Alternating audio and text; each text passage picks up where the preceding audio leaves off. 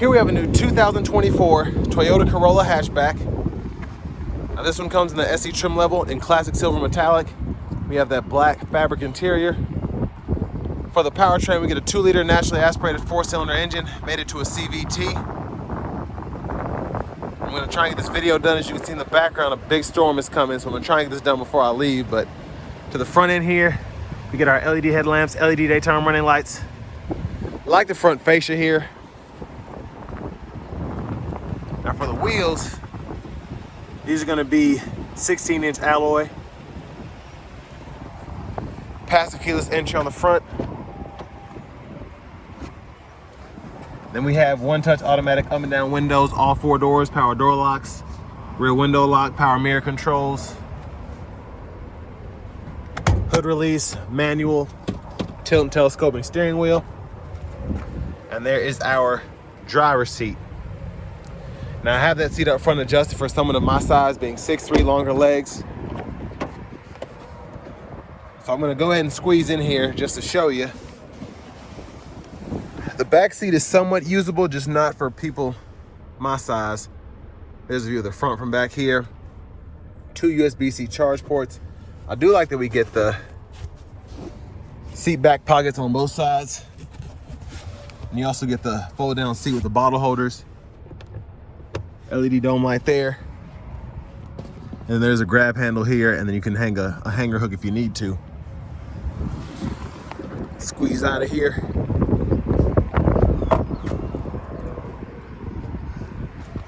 So I'm guessing this gas cap has a release. Right there. You can't see it because it's black. So that's manually locked there, which a lot of people appreciate. And there's a look at the back end. I love the look of the lights and just the overall presence that the rear has. Looks very sporty, even though this isn't necessarily the sportiest trim you can get. Very deep, long pockets on the side, which I like. Top tethers are back there. And then a spare underneath here.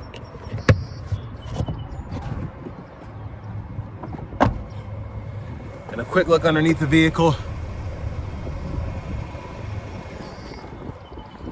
But coming around to the rear passenger side, I'm gonna fold this seat down. I wanna give a big shout out to John Roberts Toyota for allowing me to review this Corolla Hatchback today. I'll leave a link below in the description. So I reckon, yeah, that's the top tether right here. And then your anchors are underneath here. Quick look at the window sticker. Not a bad price, $25,763, especially for that gas mileage. But here's our front passenger seat, which is manual. Glove compartment, owner's manual's there.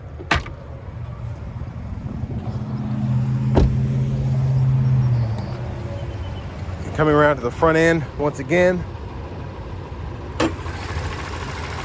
There's that naturally aspirated 2-liter 4-cylinder.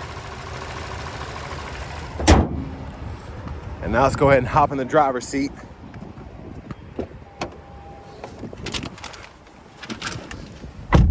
Nice leather wrap steering wheel here. There's the horn sound. And here's our, I believe it's an 8-inch screen. So navigation subscription. Now for your audio, you can toggle Apple Music, Amazon Music, AM, FM, XM radio. You get Bluetooth, and then wireless Apple CarPlay and Android Auto compatibility. And a pretty simple screen here. I love Toyota's setup here. The picture quality is good. Everything looks nice. It looks sleek, but it's not too much where you can't find how to turn the radio on and things of that nature. All your shortcuts are here. Very easy to find your language, set your units and all of that. So on and so forth. So it's simple, but it's very good, I think.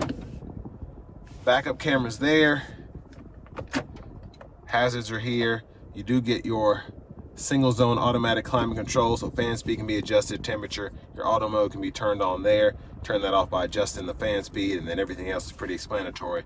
Cut the whole system off by hitting that off button there. A little pocket back here for you to hold your phone while you're charging off of this USB-C port. For the shifter, pull the lever, reverse neutral drive, and then you have your simulated shifts. You can manually shift here or with the paddle shifters behind the steering wheel. So that just makes it more fun to drive the CVT.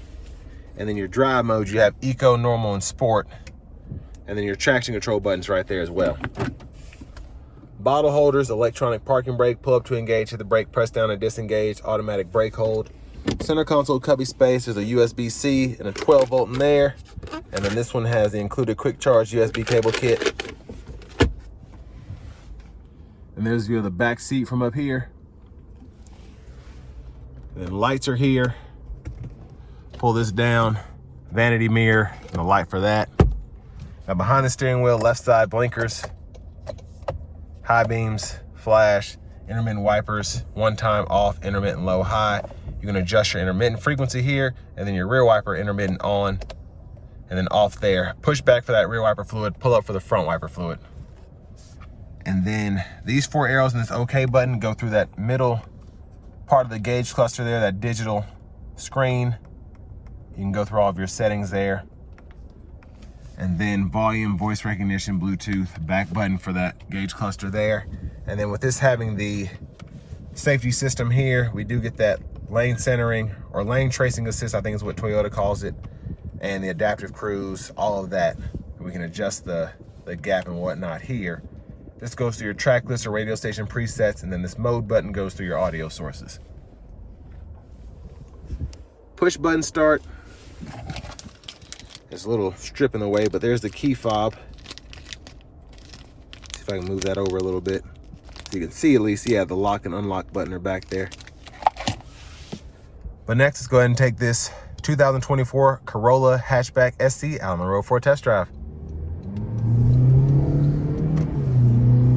So starting the test drive in this Corolla SC, the CVT, when you need it, it does allow you to get up to speed relatively quickly, as opposed to having to worry about shift points, especially with kind of a fluctuating throttle response. But even in eco mode, it whined a little bit, but it did what it needed to do for me to get in this traffic here. I'm gonna put it in a normal mode and see how that does, and then try to get back into eco when we get on the interstate. But ride quality is very good, drives very nicely. It's relatively quiet in here, actually. Road noise is not terrible.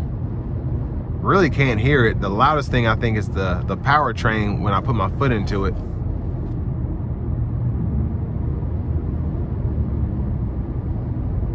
But yeah, the noise in here is very, very diminished overall from everything. Now I'm gonna put it in a manual. I just wanna see how this drives. I do love the downshifts. Come out of this corner, just give it a little bit.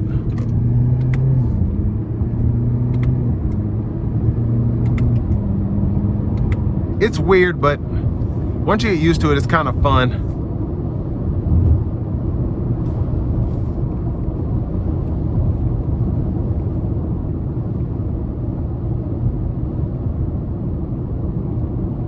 Now, one thing with the new, I think this is 3.0 with Toyota's safety sense, it is so hard for me to figure out how to get this cruise to work, because it's not what I'm used to in the Toyotas. It was just kind of wonky. I had to redo a video for the Tacoma I drove earlier because I could not get the lane centering to work, because it was like a button for the lane keeping system and then a button for the lane centering or something like that.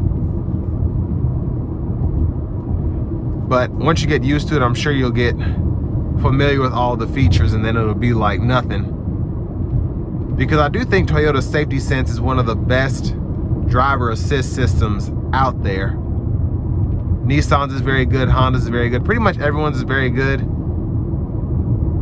Ford's Copilot, and of course GM which is typical of them not really having any lane centering technology unless you have Super Cruise. But I think they need to get on board with that, because even in city driving, you have to have your hands on the wheel anyway. It's just nice to have that to keep you in your lane as you're driving down the road. But I mean, very simple car. And one thing I like about these over, let's say, the Nissan Versas, I feel like with the 2-liter, you have more power here. You have decent space, honestly. And you're still able to get 32 miles per gallon city, 41 highway.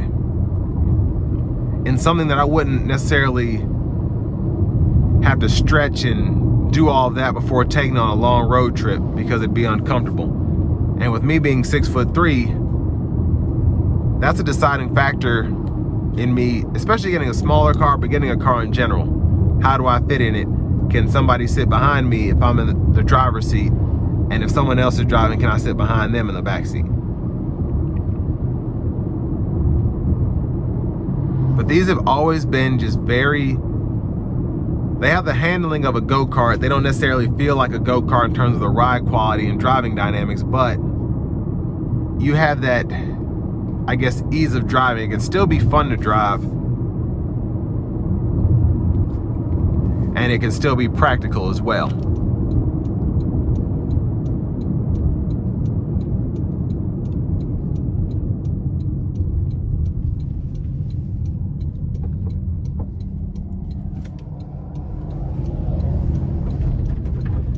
Now it is starting to rain here, so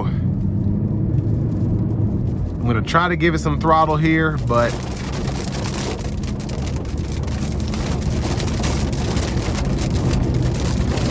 wow. Yeah, the wind is insane. This just came out of nowhere. Oh, goodness.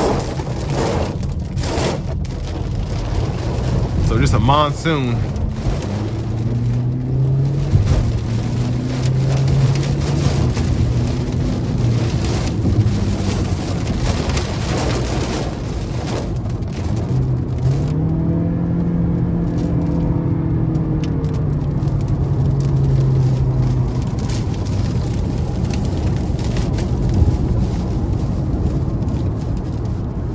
But I mean, the driving it's still easy to handle. Even as it started pouring rain there, it still didn't try to get away from me. I was able to merge pretty well getting on the highway.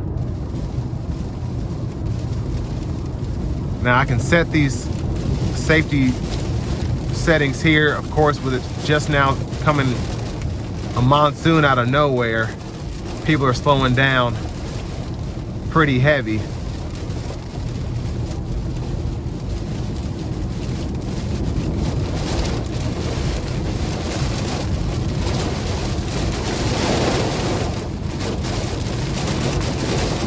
But in terms of what you get for the money,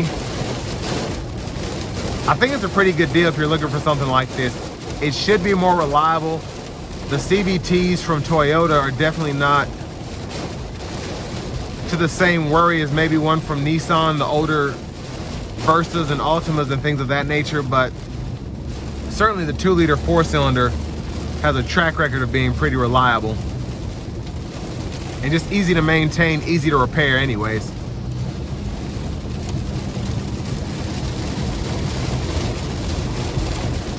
But I'm gonna go ahead and just probably halt this one a little early due to the weather. I mean, a decent car again for the money, and it's certainly economically friendly in every way. So with all that being said, this will bring me to the end of my review of this 2024 Toyota Corolla Hatchback in the SE trim level.